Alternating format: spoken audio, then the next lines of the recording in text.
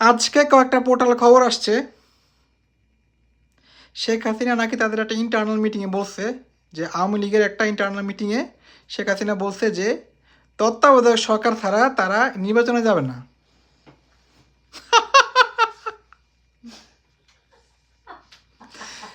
15 বছর ধইরা মানে অন্য দলগুলা বলে আসছে যে তত্ত্বাবধায়ক সরকার দাও, তত্ত্বাবধায়ক সরকার দাও, আর তারা অপোজ করে আসছে যে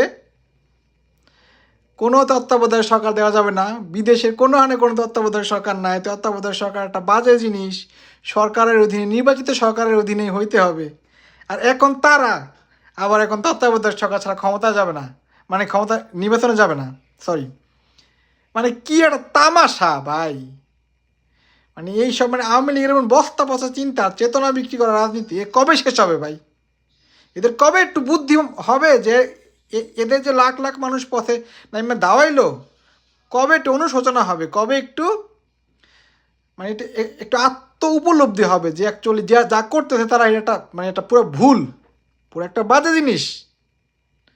মানে এরা যে কি লেভেলে ব্রেইন ওয়াশড ভাই, মানে